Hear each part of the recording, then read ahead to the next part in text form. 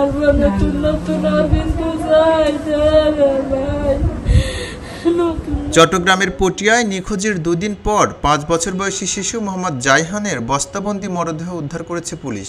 বৃহস্পতিবার ভোরে পটিয়া পৌরসভার দক্ষিণ গোবিন্দার খিল এলাকার একটি ময়লার ভাগাড় থেকে তার মরদেহ উদ্ধার করা হয়। এ ঘটনায় জিজ্ঞাসাবাদের জন্য 3 জনকে আটক করেছে পুলিশ।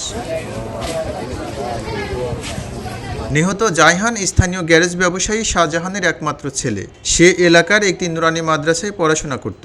পুলিশ জানিয়েছে আটক ব্যক্তিরা একই পরিবারের সদস্য এবং তাদের বসতঘরের পেছনের অংশ থেকে শিশুটির মরদেহ উদ্ধার করা হয়েছে।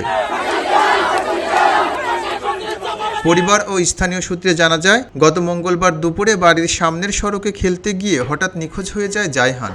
সম্ভাব্য সব স্থানে খোঁজাখুঁজির পরেও তার সন্ধান মেলেনি।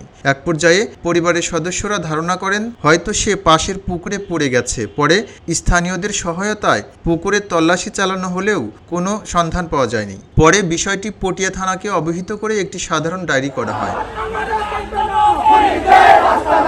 নিখোঁজের কয়েক ঘন্টা পর শাহজাহানের ঘরে একটি হাতে লেখা চিঠি পাওয়া যায়, যেখানে শিশুটিকে ফিরিয়ে দেওয়ার শর্ত হিসেবে 3 লাখ টাকা মুক্তিপণ দাবি করা হয়। খবর পেয়ে পুলিশ চিঠিটি জব্দ করে এবং প্রযুক্তির সহায়তায় তদন্ত কার্যক্রম শুরু করে। ছোটখাটো বিষয় নিয়ে জায়গা জমি নিয়ে ঝামেলা থাকতে পারে, তাই বলে একটা নির্মম হত্যাকাণ্ড ঘটানো এটাই মানে একটা পাষণ্ড লোকের কাজ।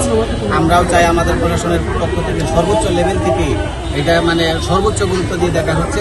আমাদের এসপি স্যার এবং আমাদের ঊর্ধ্বতন কর্তৃপক্ষের নির্দেশে আমরা সেটা খুব সুন্দরভাবে এবং দৃঢ়ভাবে এবং খুব সুচারুভাবে এই মামলার তদন্ত কার্যক্রম শেষ করব এবং অল্প সময়ের মধ্যে যারা আসামি আছে তাদেরকে বিচারের আওতায় নিয়ে আসবো ইনশাল্লাহ। পটিয়া থানার অফিসার ইনচার্জ জিয়াউল হক জানান, উদ্ধার হওয়া মরদেহ ময়নাতদন্তের জন্য চট্টগ্রাম মেডিকেল কলেজ হাসপাতালের মর্গে পাঠানো হয়েছে। ঘটনার রহস্য উদ্ঘাটনে তদন্ত অব্যাহত রয়েছে এবং জড়িত থাকার সন্দেহে আটককৃতদের জিজ্ঞাসাবাদ করা হচ্ছে। খবরের কাগজ, নিখাত, নির্ভীক, নিরপেক্ষ।